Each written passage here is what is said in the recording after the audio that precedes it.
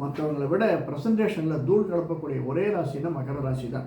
அப்படிப்பட்ட ஒரு சந்தர்ப்பம் இப்போ குருவினால் பார்க்கப்படக்கூடிய சந்தர்ப்பம் வேறு கிடச்சிருக்கு. குரு, சூரியன், சந்திரன், புதன், செவ்வாய் எல்லாராலையும் சேர்ந்து பார்க்கப்படக்கூடிய சந்தர்ப்பம். அதனால் இது ஒரு பெரிய அனுகிரகம் அப்படிங்கிறத நம்ம எடுத்துக்கணும். ரெண்டாம்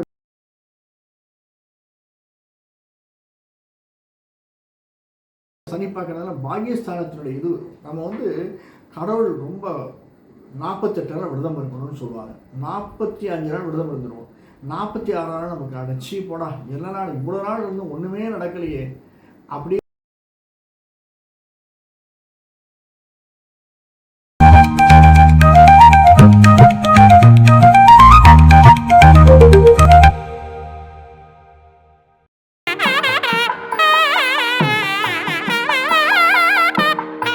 நமஸ்காரம். அஸ்வஸ்வரூபியோ நமஹ. இது நமது உலகம் சேனல் நேயர்களுக்கு வேங்கடம் ராமநாராயண் அன்பு கலந்த வணக்கங்கள்.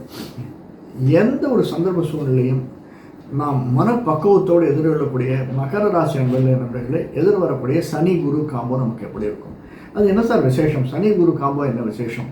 ஏன்னா வாழ்க்கையில் நம்ம மகர ராசிக்காரர்கள் எதையுமே நுணுக்கமாக ஆராய்ச்சி செய்யக்கூடியவர்கள், நுணுகி தெரிந்து கொள்ள வேண்டும் என்று ஆவல் படைத்தவர்கள் மகர ராசிக்காரர்கள். அதனால் எதையுமே தெரிஞ்சுக்கிறது ஒரு ஆவல் இருக்கும். இதில் முக்கியமான விஷயம் என்னென்னா, சனி பயிற்சி நம்ம பார்க்கணும், குரு பயிற்சி பார்க்கணும், ராகுகேது பயிற்சி, மாத பலன்கள், வருட பலன்கள், இது எல்லாத்தையும் பார்க்கணும். நம்முடைய சேனலில் ரெகுலராக போட்டு வரோம். இது வரைக்கும் நம்முடைய சேனலில் சப்ஸ்கிரைப் பண்ணலைன்னா சப்ஸ்கிரைப் பண்ணிக்கோங்க. பெல் பட்டன் அழுத்துங்க. பக்கத்தில் ஹைப்னு ஒரு பட்டன் இருக்குது, அதையும் அழுத்துங்க. உங்களுக்கு பிடிச்சிருந்தது அப்படின்னா கமெண்ட் போடுங்க. பிடிச்சிருந்ததுன்னா உங்களுக்கு ஃப்ரெண்ட்ஸு ரிலேட்டிவ்ஸுக்கு ஷேர் பண்ணுங்கள். கட்டாயமாக எதிர்வரக்கூடிய நாட்கள் நமக்கு நல்லதாக அமையட்டும். ராஜயோகத்தை கொடுக்கக்கூடிய சனி குரு காம்போ. ஏன்னா சனியினுடைய வீட்டில் தான் ராகு இருக்கார். அந்த சனி குருவனுடைய வீட்டில் இருக்கார். ஆனால் தன்னுடைய சொந்த காலில் நிற்கிறார். உத்திரட்டாதி என்ற காலில் நிற்கிறார். குரு கடகத்தில் உச்சம். கடகத்தில் குரு உச்சம். ராமனுக்கு கடகராசி கடகலக்னம், குரு உச்சம் ராமனுக்கு. அந்த மாதிரி குரு உச்சமாக இருக்கக்கூடியது. ஆனால் அந்த குருவும் சனியனுடைய காலில், பூசத்தினுடைய காலில் இருக்கார். பூசம், அனுஷம், உத்திரட்டாதி சனியனுடைய கால். பூசம் அடுத்தது ஆயிலத்துக்கு வரார். ஆனாலுமே இப்போ இந்த ஒரு காம்பினேஷன் இருக்கு இல்லையா, ஒரு 720 வருடங்களுக்கு ஒரு முறை தான் வரும். 30 வருடத்துக்கு ஒரு முறை சனி சுற்றி வர்றார். 12 வருடத்துக்கு ஒரு முறை குரு சுற்றி வர்றார். ஆனாலும் சனி குருவும் பார்வை உண்டு. ஆனால் குருவனுடைய வீட்டிலே சனி அமர்ந்து, சனி தன்னுடைய சொந்த காலிலே அமர்ந்து, குருவும் சனி காலில் இருந்து குருவினால் சனி பார்க்கப்படுவது அப்படிங்கிற ஒரு விசேஷம் அந்த குரு சனி காம்போ. இது தவிர கிட்டத்தட்ட அடுத்த ஒரு 720 வருடங்களுக்கு அப்புறம்தான் இந்த ஒரு காம்போ நமக்கு கிடைக்க போகிறது. அதனால தான் இது ஒரு விசேஷமாக சொல்லக்கூடியது இந்த இது. அது மட்டுமல்ல, குரு உச்சத்தில் இருக்கார். குரு உச்சத்தில் இருக்கிறது அப்படிங்கிறது ஒரு மனுஷன் தன்னுடைய பீக் டயத்தில் இருந்து அவங்க கூட பேசணும்னா எப்படி இருக்கும்? அந்த மாதிரியான ஒரு நேரம் குருவுக்கு இருக்குது. ரெண்டாவது, சனி தன்னுடைய சொந்த காலில், குருவனுடைய வீட்டில் இருந்தாலுமே சொந்த காலில் நிற்கிறார். பூசத்தினுடைய உத்திரட்டாதி காலில் நிற்கிறதுனால சனிக்கும் ஏற்றம் உண்டு. 2 பேரும் ஏற்றம் படைத்தவர்கள். 2 பேரும் நமக்கு ஆட்சியை தரக்கூடியவர்கள். 3ஆம் இடத்தில் இருக்கக்கூடிய சனி மகர ராசிக்கு, 7ஆம் இடத்தில் இருக்கக்கூடிய குருவனுடைய டைரக்ட் பார்வை நமக்கு இருக்கிறதுனால எந்த விதமான இன்னல்களையும் நாம் சமாளிச்சுன்னு போயிடுவோம். நம்முடைய 12ஆம் வீட்டுக்கு சனியினுடைய பார்வை இருக்குது. இருந்தாலுமே அது செலவினங்களை கொடுக்கக்கூடிய பார்வையாக இருந்தாலுமே எதையும் சமாளிக்கக்கூடிய வல்லமை குருவனுடைய பார்வைக்கு இருக்குது. அப்படிங்கிறதுனால குரு தன்னுடைய 9ஆம் பார்வையாக தன்னுடைய வீட்டை பார்க்குறார். சனி இருக்கக்கூடிய அந்த வீட்டை பார்க்குறார். மெயினாக குருவனுடைய பார்வை இருக்கிறதுனால நமக்கு ஜீவனம் குறைச்சலே இருக்காது சார். குருவனுடைய பார்வை இருந்தாலும் 8 மாதத்துக்கு எந்த விதமான பிரச்சனையும் இருக்காது. வேலைக்கு சாப்பிடுவோம், வேலைக்கு தூங்குவோம், வேலைக்கு எழுந்திருப்போம். நாம் நினைத்ததே சாதிக்கக்கூடியவள அன்லெஸ் அதர்வைஸ் நாமளே அதை ருட்டீனை மாற்றணும்னு நினச்சாலொழியே ருட்டீன் நம்ம நினச்சோம்னா அது பாட்டுக்கும் போயிட்டு இருக்கும். அதில் கை வைக்காமல் இருக்கிற வரைக்கும் நமக்கு பிரச்சனைகளே எதுவுமே பிரச்சனை வராது. நம்முடைய உடல் ஆரோக்கியத்துக்கு பிரச்சனை வராது, தேகத்துக்கு பிரச்சனை வராது, நம்முடைய தோற்றத்துக்கு பிரச்சனை வராது. ரொம்ப அழகான எளிய தோற்றமுடைய நாம் மகர ராசிக்காரர்கள் ரொம்ப எளிய தோற்றம். ஆனால் ப்ரெசன்டேஷன் அப்படின்னு வரும்போது தூள் கிளப்பிடுவோம் சார். மற்றவங்களை விட ப்ரெசன்டேஷனில் தூள் கலப்பக்கூடிய ஒரே ராசினா மகர ராசி தான். அப்படிப்பட்ட ஒரு சந்தர்ப்பம் இப்போ குருவினால் பார்க்கப்படக்கூடிய சந்தர்ப்பம் வேறு கிடச்சிருக்கு. குரு, சூரியன், சந்திரன், புதன், செவ்வாய் எல்லாராலையும் சேர்ந்து பார்க்கப்படக்கூடிய சந்தர்ப்பம். அதனால் இது ஒரு பெரிய அனுகிரகம் அப்படிங்கிறத நம்ம எடுத்துக்கணும். 2ஆம் வீடு வந்து ராகு இருக்கக்கூடிய இடம். கொஞ்சம் பார்த்து பேசுங்க, பழகுங்க. குரு பார்வை இல்லை, சனியனுடைய வீடு அது. அந்த வீட்டில் ராகு உட்கார்ந்துருக்கிறதுனால சில சந்தர்ப்பங்களில் நம்மையே அறியாமல் சில வார்த்தைகளை விட்டு விடுவோம். அந்த வார்த்தையை கட்டுப்பாடு அப்படிங்கிறது ரொம்ப முக்கியம். வார்த்தை கட்டுப்பாடு நாம தான் நம்ம கையை பிடிச்சி இழுத்து வச்சுக்கணும் நம்ம வார்த்தையை. இல்லைன்னா சட்டுப்புட்டுன்னு வார்த்தை வந்துடும். நம்மளை யாராவது பேசுகிறாங்கன்னா திருப்பி சும்மா இருக்கவே முடியாது. ஒன்றும் இல்லை சார், ரோட்டில் போயிட்டே இருப்போம், யாராவது குறுக்க வருவான், நாம் தப்பு செஞ்சாலும் அவர் தப்பு செஞ்சாலும் வார்த்தை சல்லுன்னு வந்து விழுந்துடும். அதெல்லாம் பார்த்துங்க. வார்த்தை என்பது கட்டுப்படுத்தக்கூடியது. ஒரு ப்ரமோஷனுக்கு போய் உட்காந்துருச்சு பேசக்கூடிய வார்த்தைகள் அளந்து பேசுங்கள். அவசரப்பட்டு வார்த்தையை விட்டுறாதீங்க. நம்ம மேலே தப்பு இருக்கலாம், நம்ம மேலே தப்பு இல்லாமலும் இருக்கலாம். அதற்காக நம்ம குரலை உயர்த்தக்கூடாது. அந்த சந்தர்ப்பம் வரும், நம்மளை என்ன இன்ஸ்டிகேட் பண்ணுற மாதிரி இருக்கும். இருந்தாலும் நம்ம வந்து அதுக்கு ஆளாக எடுக்கக்கூடாது. இதுதான் இப்பத்திய அறிவுரை. சனி குரு காம்போல நாம் எடுத்துக்கக்கூடிய அறிவுரை. ராஜயோகம் நமக்கு கிடைக்கணும் அப்படின்னு நாம் நினச்சோம்னா கொஞ்சம் பொறுமையாக போய் தான் ஆகணும். 3ஆம் இடம் சனியினுடைய இருப்பிடம், குருவினுடைய வீடு. சனி தன்னுடைய உச்சத்தில் உட்காந்துருக்காரு. நம்மளை பார்த்து பொறாமப்படக்கூடிய சகோதரிகள் தான் அதிகம். நாம் நல்லா இருந்தோம்னா மகர ராசிக்காரர்களுக்கு கிடைக்கக்கூடிய சகோதரிகள் பொறாமப்படுறது தான் இருப்பாங்க. காது கேட்குற அளவுக்கு பேசிட்டு போவாங்க. ஒரு கல்யாணத்துக்கு போகிறோம் அப்படின்னா அந்த கல்யாணத்தை நம்ம காதுபடவே சொல்லுவாங்க, இவெல்லாம் என்ன பேசி, இவெல்லாம் இன்றைக்கி வளர்ந்துட்டான், திரும்பி பார்க்குறோன்னா பாரு, இப்படி எதையாவது அவள் பாரு எவ்வளோ திமிரா போகிறா அப்படிங்கிற மாதிரி, இந்த மாதிரியெல்லாம் பேசக்கூடிய, நம்ம காதே கேட்கக்கூடிய அளவுக்கு பேசுவார்கள். அதுக்கெல்லாம் கவலையே படாதீங்க. ஏன்னா எல்லாவற்றுக்கும் தீர்வு உண்டு. பகவான் பார்த்துப்பான். நம்மை படைத்தவன் ஒருவன் இதை ஏற்றுக்கொள்வான் அப்படின்னு விட்டுட்டு போயிடுங்க. எல்லா புகழும் இறைவனுக்கே அவன்கிட்ட கொடுத்துருங்க, அவன் பார்த்துக்கொள்வான்.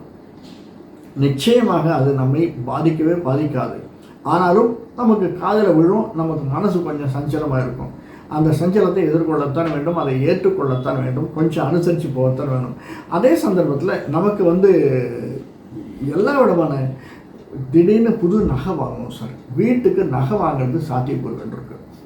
புது நகை வாங்கிறதுக்கு, புது வீடு வாகனம் வாங்கிறதுக்கு, புதுசாக வீடை மாற்றுறதுக்கு, அல்லது புதுசாக வீட்டில் ஏதாவது ரெஃப்ரெஷ் பண்ணுறதுக்கு, மகர ராசிக்காரர்களுக்கு வீடு பெயிண்ட் பண்ணுறதுக்கு, அல்லது வீட்டில் சேர்ஸு ஃபர்னிச்சர் மாற்றி போடுறதுக்கு, பழைய ஃப்ரிட்ஜாக இருந்தனா மாற்றுறதுக்கு, இப்படி வீட்டை நாம் நிர்வாகம் செய்வதற்கு அல்லது வீடே மாறுவதற்கு, புது வீடு கட்டுவதற்கு சாத்தியக்கூறுகள் நிறைய இருக்குது. குருவனுடைய அருகாமை இருக்கிறதுனால பழையன கழிதலும் புதியன புகுதலும் நமக்கு ஏற்படுவதற்கான சாத்தியக்கூறுகள் மகர ராசிக்காரர்களுக்கு இருக்குது. இது 4ஆம் வீடு. 5ஆம் வீடுன்னு பார்க்கச்சா நமக்கு அது சுக்கிரனுடைய வீடு சார். சுக்கிரன் வந்து ஒரு நம்முடைய உத்திராடம், திருவோணம், அவிட்ட நட்சத்திரக்காரங்க 3 நட்சத்திரம். உத்திராட நட்சத்திரம் வந்து சூரியனுடைய திசையில் ஆரம்பம், திருவோண நட்சத்திரம் சந்திர திசையில் ஆரம்பம், அவிட்ட நட்சத்திரம் செவ்வாய் திசையில் ஆரம்பம். இப்படி உத்திராடம், திருவோணம், அவிட்ட நட்சத்திரக்காரர்கள் வந்து ராகு திசை, குரு, சனி, புதன் தான் மேஜர் திசைகள். ராகு, குரு, சனி, புதன். அதுவும் நம்ம அதை அடுத்தது பார்க்கலாம். இப்போ வீடுகளை பார்த்துட்டு அப்புறம் நம்முடைய தசாநாதன் எங்கே இருக்கான், தசாநாதன் எப்படி இருக்கும், எந்த திசை வந்தால் எப்படி இருக்கும், என்ன பரிகாரம் பண்ணணும், இதை அப்புறம் பார்க்கலாம். இப்போது சுக்கிரனுடைய வீடு 5ஆம் வீடு எந்த விதமான பிரச்சனையும் இல்லாத வீடு சார். நமக்கு புகழ் வந்து சேரப்படும். இந்த சனி குரு காம்போனால மகர ராசிக்காரர்களுக்கு ஏதோ ஒரு விதத்தில் புகழ் வந்து சேரப்போகிறது, செல்வம் வந்து சேரப்போகிறது. நாம் பாதுகாத்து வந்த வீடு அல்லது வேறு யாராவது வராங்களா, அல்லது அந்த வீடு சில பேருக்கு ரொம்ப நாள் வீடு போகாமல் இருக்கும், அந்த வீடு போவதற்கான சாத்தியக்கூறுகள் இருக்குது. இந்த மாதிரி ஏதோ ஒரு விதத்தில் நமக்கு நன்மை தரக்கூடியவைகளாக அமைந்திருக்கின்றன. புத்திரபாகியம் உண்டாகும். 6ஆம் வீட்டில் செவ்வாய் உட்காந்துருக்கா. 7ஆம் வீடு குருவினுடைய வீடு. குரு டைரக்டாக பார்வை இருக்குது. நமக்கு புத்திரபாகியம் உண்டாவதற்கான சாத்தியக்கூறுகள் இருக்குது. நிச்சயமாக மகர ராசிக்காரர்களுக்கு இப்பொழுது இதுவரைக்கும் புத்திரன் இல்லை அப்படின்னா அவர்களுக்கு இன்னும் புத்திரன் இருந்தால், புத்திரி இருந்தால் 2வது குழந்தை பிறப்பதற்கான சாத்தியக்கூறுகள் இந்த 8 மாதத்தில் நிச்சயமாக இருக்குது. மகர ராசிக்காரர்களுக்கு ஏற்றம் தரக்கூடியதாக வந்திருக்கிறது. அதுவும் சின்னத்திரை பெரிய திரை இருப்பவர்கள் மிகவும் செல்வந்தர்களாவதற்காக சாத்தியக்கூறுகள் அருமையாக இருக்குது. சின்னத்திரை பெரிய திரைப்பவர் 5ஆம் வீடு சுக்கிரனுடைய வீடு. 5 மட்டும் இல்லை, 7, 8, 9, 10ஆம் வீடும் சுக்கிரனுடைய வீடு தான். அதனால் பிஸ்னஸ் பண்ணுபவர்களுக்கு, சின்னத்திரை பெரிய திரை இருப்பவர்களுக்கு நல்ல லாபம் கட்டக்கூடியதாக இந்த சனி குரு காம்போ ராஜயோகம் தரக்கூடியதாக அமைந்திருக்கிறது. அது ஒன்றும் சந்தேகமே இல்லை சார். நீங்கள் வேணால் எழுதி வச்சுக்கோங்க. இந்த சின்னத்திரை பெரிய திரை இருப்பவர்கள் எந்த பொசிஷனில் இருந்தாலும் சரி, எந்த நிழல் இசை சம்மந்தப்பட்ட துறையில் இருந்தாலும் சரி, ஒரு டைரக்ஷன் துறையில் இருந்தாலும், நடிப்பு துறையில் இருந்தாலும், அவர்களுக்கு செல்லம் கொட்டக்கூடியதாக, செல்லம் வாரி அபரிமிதமாக வழங்கக்கூடியதாகத்தான் இந்த நாட்கள் அமைஞ்சிருக்கிறது. சனி குரு காம்போ அமைஞ்சிருக்கு. ஏன்னா அவருடைய கணவன் மனைவிக்கு இடையே உள்ள உறவு அப்படிங்கிறது அவ்வளோ அற்புதமாக இருக்கும் சார். மகர ராசிக்காரர்களுக்கு கணவனால் மனைவியும், மனைவினால் கணவனுக்கும் நிறைய புழக்கம் நிறைய ஏற்படும். இப்போ மனைவி வேலைக்கு போகிறான்னா மனைவியினால் மனைவிக்கு ஒரு ப்ரமோஷன் வரும், அல்லது மனைவிக்கு ஒரு பண முடிப்பு வரும், அதனால் வீட்டில் உள்ள நன்மை வரும். கணவனுக்கு ஒரு பண முடிப்பு வரலாம், அதனால் வீடு சுகமாக இருக்கலாம். ஒரு ஃபாரின் சான்ஸ் இருக்குது. வெளியில் ஒரு செல்வருக்கு ஒரு ஹிஸ்டாரிக் பிளேஸ் போயிட்டுருக்குன்னு வச்சுக்கோங்களேன். ஹிஸ்டாரிக் பிளேஸ் போயிட்டு உங்களுக்கு சாத்தியக்கூறுகள் நிறைய இருக்குது. எந்த இடத்துக்கு வேணாலும் போயிட்டு வாங்க. அதெல்லாம் தவிர்க்கவே முடியாது சார். உங்களை என்ஜாய் பண்ணுறதுக்குன்னு மகர ராசிக்காரர்களுக்கு இப்போ டைம் இருக்குது. அதை என்ஜாய் பண்ணணும். அதுவும் எப்படி கணவன் மனைவி குழந்தைகளோடு என்ஜாய் பண்ணுறதுக்கான சாத்தியக்கூறுகள் நிறைய இருக்குது. அதை செய்யுங்கள். அடுத்தது பார்த்தீங்கன்னா 8ஆம் இடம் அப்படிங்கிறது ஆயுஷ், சூரியனுடைய வீடு சார். சூரியன் எப்பயும் நமக்கு கண்ணுக்கு மறைந்தாலுமே சூரியன் மறைவதில்லை சார். அதனால் நமக்கு ஆயுள் அப்படிங்கிறது இந்த சனி குரு காம்போவில் நமக்கு ஆயுள் விருத்தி தான் ஆகிறது. எந்த விதமான பிரச்சனையும் இல்லை. சின்ன சின்ன பிரச்சனைகள் வரும், நான் இல்லைன்னு சொல்லலை. ஆஸ்மெட்டிக் ப்ராப்ளம் இருக்கும், பராலிசிஸ் இருப்பவர்களுக்கு நான் ஒரு சின்ன வியாதியை மட்டும்தான் சொல்கிறேன், மற்றதெல்லாம் நான் சொல்கிறது இல்லை. ஏன்னா நாம் பேசுகிறது சனியை பற்றி மட்டும்தான், குருவை பற்றி மட்டும்தான். அதனால தான் நான் மற்ற எதை பற்றியும் பேசுகிறதே இல்லை. சனி குருவினால் ஏற்படக்கூடிய பிரச்சனைகள், சனி குருவினால் ஏற்படக்கூடிய ஏற்றங்கள் மாற்றங்கள் தான் நான் பேசிகிட்டு இருக்கேன். அதனால் அந்த சனி குருவினால் ஏற்படக்கூடிய தொல்லைகள் என்னென்னலாம் இருக்கோ அந்த தொல்லைகள் நமக்கு வருமா, அந்த தொல்லைகள் நமக்கு வராமல் இருப்பதற்கு நாம் என்ன செய்ய வேண்டும், இதை மட்டும்தான் நம்ம பேசுகிறோம். அதனால் அந்த ஆயுள் காரகனாக இருக்கக்கூடியவன் இப்போ ஆயுள் நமக்கு எப்படி இருக்குது, சனியினால் என்ன தொல்லை வரும், அந்த சனியினால் பிரச்சனைகள் என்ன வரும், நம்முடைய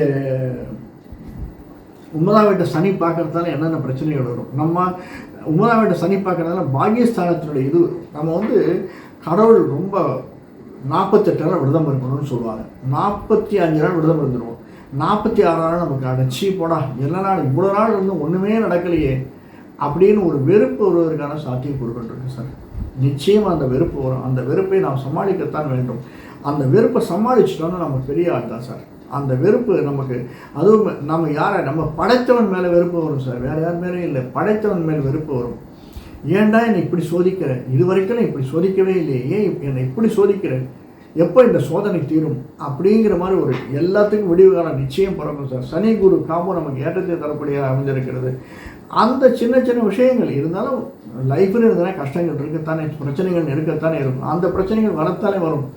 அந்த பிரச்சனைகளை கொடுப்பதற்காக தான் இந்த சனி கொஞ்சம் கொஞ்சம் வேலை பண்ணி பார்ப்பார். நம்மளுக்கு மனசு கிளேசத்தை உண்டாக்குவார். மன நிம்மதி இருக்காது, மன கிளேசம் அதிகமாக இருக்கும், நினைத்ததை சாதிக்க முடியாது, தள்ளி போயிட்டே இருக்கும். கிட்டக்கு போனால் எட்டி போகும், கிட்டக்கு போனால் தட்டி போகும், இப்படியாக தள்ளிக்கொண்டே போகும்.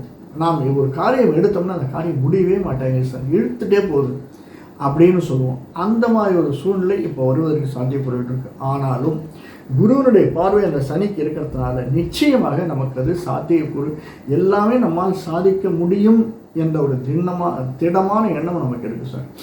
நம்மால் சாதிக்க முடியும், அதை செய்து காட்ட முடியும் என்று நாம் தான் நினைக்கணும், அடுத்தவன் நினைக்கிறது இல்லை. நாம் அதை நினைச்சோம்னா நம்மளால் சாதிக்க முடியும். அதுவும் பிஸ்னஸில் இருப்பவர்களுக்கு இப்போ தொல்லைகள் அப்படின்னா ஒரு சில தொல்லைகள் வந்துகிட்டே இருக்கும். பெரனியல் ப்ராப்ளம்னு சொல்லுவாங்க. லைட் எரியாமல் இருக்குது சார், ஏன்னே தெரியல, எந்த லைட்டு மாற்றினாலும் எரிய மாட்டேங்குது, ஒயரிங்கும் மாற்றணும் போல் இருக்குது, ஃபுல்லாக சேஞ்ச் பண்ண போல் இருக்குது அப்படின்னு சொல்கிறாங்களே, அந்த மாதிரி ஒரு பிரச்சனை வருவதற்கு சாத்தியப்படுகிட்டு இருக்குது. அதே மாதிரி கூர்கா, எந்த கூர்காவை மாற்றினாலும் சரியாக அமைய மாட்டேங்கிறான். நமக்கு ஒரு பெரிய பணக்காரன் இருக்கான், அவனுக்கு 2 ஃபேக்ட்ரி இருக்குது, ஃபேக்ட்ரி கூர்கா மாற்றணும்னா கூர்காவெல்லாம் பிரச்சனை வருது அப்படின்னா அந்த செக்யூரிட்டி கார்டை மாற்றணும் அப்படின்னா யாரை மாற்றினாலும் பிரச்சனை வருது அப்படின்னு ஒரு சூழ்நிலை இருக்கும். இந்த மாதிரி சின்ன சின்ன பிரச்சனைகள், ஆனால் அது தவிர்க்கப்பட வேண்டியது தான், தவிர்க்க முடியும், அதை நம்ம ஓவர் கம் பண்ண முடியும். ஆனால் பிரச்சனை வந்துடுது. இப்படியாக 10ஆம் வீட்டு வரக்கூடிய பிரச்சனை, அது பணத்தினால் வரக்கூடிய பிரச்சனை. திடீர்னு ஒரு இடத்துக்கு போவோம், தட்டி முட்டி அந்த இடம் நாளைக்கு வாங்க சார் 10,000 ரூபா தரேன்னுவான். இல்லை சார் இப்போ தான் வேறு செலவு எடுத்து நான் 1 வீக்கில் தரேன் அப்படின்னு சொல்லுவான். லோனு சேங்ஷன் ஆகிடும், திடீர்னு சேங்ஷன் சைன் பண்ணக்கூடிய அத்தாரிட்டி லீவில் போயிட்டார் சார், நெக்ஸ்ட் வீக் வாங்க உங்களுக்கு போட்டு தந்துடுறேன் அப்படின்வான்.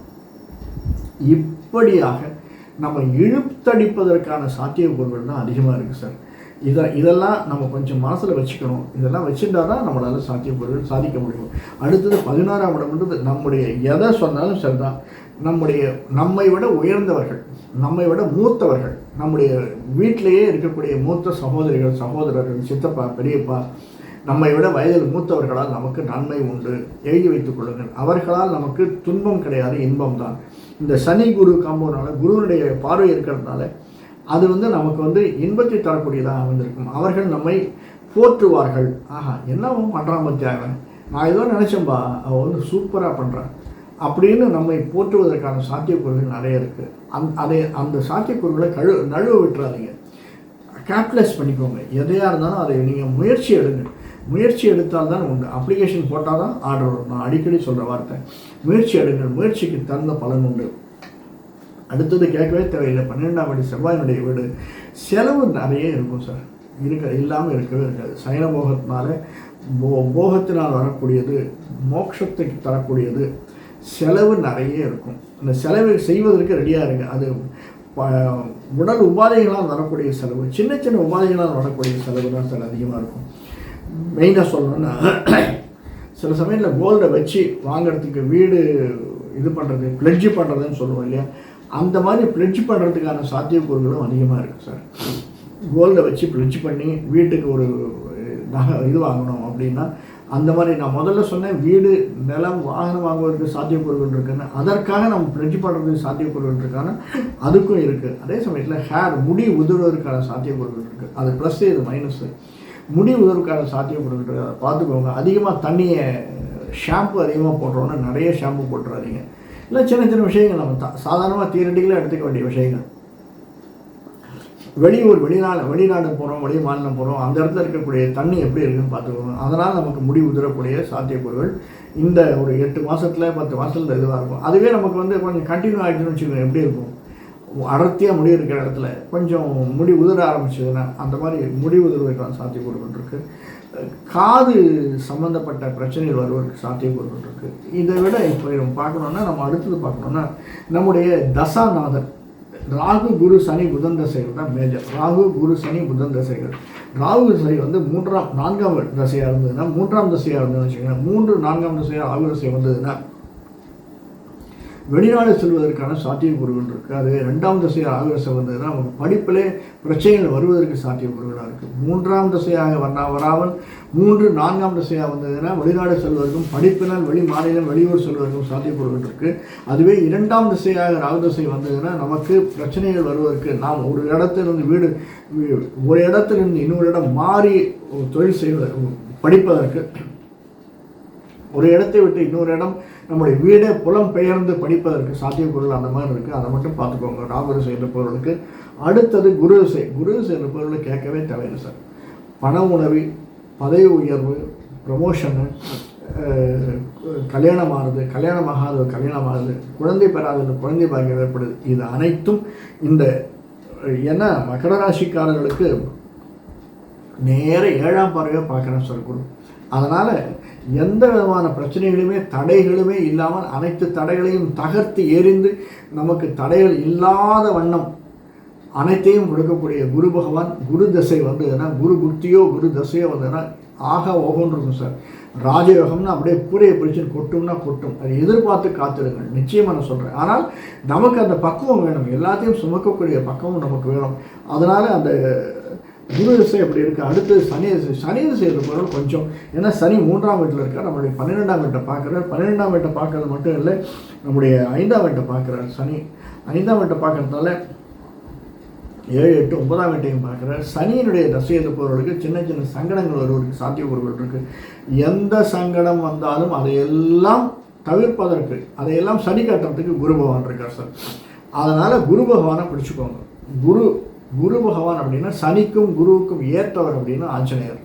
ராமாஞ்சநேயர் கோயிலுக்கு போயிட்டு வாங்க, ஆஞ்சநேயர் காலை கெட்டியாக பிடிச்சிக்கோங்க. திருச்செந்தூர் ஒரு தரம் போயிட்டு வாங்க. திருச்செந்தூர் போச்சு, திருச்செந்தூர் சுற்றி வரைச்சி சிதம்பரம், நெல்லை, திருச்செந்தூர், இது மூலையும் தில்லை கோவிந்தன், நெல்லை கோவிந்தன், செந்தூர் கோவிந்தன் அப்படின்னு இந்த 3 ஸ்தலங்களுக்கும் போச்சு. கட்டாயம் பெருமாளை சேவிச்சுட்டு வாங்க. பெருமாளை சேவிக்காமல் வராதிங்க. திருச்செந்தூர் போகிறவங்க கட்டாயம் பெருமாளை சேவிச்சுட்டு வாங்க. மருகன் மாமன் பக்கத்துலேயே படுத்துட்டுருக்கான், மருகனுக்கு பக்கத்துலேயே மாமன் படுத்துட்டுருக்கான்.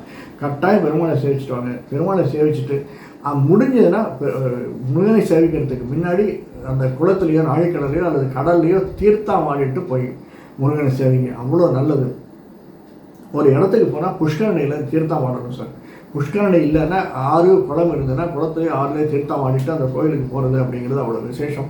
அதுவும் திருச்செந்தூர் அந்த அளவுக்கு விசேஷமாக சொல்லப்படக்கூடியது. அப்படி இல்லை முருகனை தரிசனம் பண்ணிட்டு வந்து ஈவினிங்கோ அல்லது அடுத்த நாள் காலையிலேயோ கூட நம்ம வந்து தீர்த்தத்தில் குளிச்சுட்டு வரலாம், கடலில் குளிச்சுட்டு வரலாம், அவ்வளோ நல்லது. கடல் நீர் அப்படிங்கிறது அவ்வளோ நல்லது. இது வந்து எஸ்பெஷலி சனியினுடைய தசை இருப்பவர்களுக்கு, சனியினால் ஏற்படக்கூடிய லாபத்தை தரக்கூடியவர்களுக்கு, சனியினால் பண லாபம் இருக்குது சார். என்ன தான் சனி இப்போ தான் 7 நாட்டு சனி விலகி போயிருக்கு. நமக்கு மகர ராசிக்காரர்களுக்கு 7 நாட்டு சனி விலகி போகிறதுனால நிம்மதி அப்படிங்கிறது நிறைய இருக்குது. இந்த சூழ்நிலையில் சனியினால் ஏற்றம் தான் நமக்கு கிடைக்கணும். அந்த ஏற்றத்தை கொடுக்கக்கூடிய சனி பகவான் நமக்கு நல்ல விதத்தில் நல்ல சந்தர்ப்பத்தை கொடுப்பதற்கான சாத்தியக்கூறுகள் இருக்குது. அடுத்தது புதனுடைய தசை. புதனால பெருமாள் தான், வேறு யாரும் இல்லை. நரசிம்மரை பிடித்துக் கொள்ளுங்கள். எந்த இடத்துக்கு போனாலும் வெங்கடாஜலபதியோ நரசிம்மரோ இருந்தால் கட்டாயம் போய் சேவிச்சுட்டு வந்துடுங்க. 9 சுற்று நவகிரகனுக்கு சேர்த்து உன்னையே நான் வேண்டுறேன் அப்படின்னு 9 சுற்று சுற்றிட்டு வாங்க. பெருமாளையே 9 சுற்று சுற்றிட்டு வந்தீங்கன்னா ஒவ்வொரு வாரமும் பிரதி புதன்கிழமை ஈவினிங் 7 to 8 6 வாரங்கள்லேருந்து 6லேருந்து 9 வாரங்கள் நீங்கள் சுற்றிட்டு வந்தீங்கன்னா நீங்கள் நினைத்ததை சாதிக்கக்கூடிய வல்லமை படைத்தவர்களாக நீங்கள் ஆவீர்கள். இது எல்லாமே செஞ்சுடுவாங்க. நம்முடைய காணொலியை கட்டாயம் பாருங்கள். இது வரைக்கும் நம்ம சப்ஸ்கிரைப் பண்ணலைன்னா சப்ஸ்கிரைப் பண்ணிக்கோங்க. ஒவ்வொரு காணொலியும் வேறு வேறு விஷயத்தை பேசக்கூடிய காணொலிகளாக அமைஞ்சிருக்கிறது. இது இப்போ நம்ம பேசுறது சனி குரு பற்றி மட்டும்தான். குரு பயிற்சி அடுத்து வரப்போகுதுன்னா குரு பயிற்சினால் ஏற்படக்கூடிய லாபம் என்ன, அதனுடைய தாக்கம் என்ன அப்படிங்கிறத பற்றி பேச போகிறோம். அதனால் வேறொரு காணொலியில் மீண்டும் சந்திப்போம். நன்றி, வணக்கம்.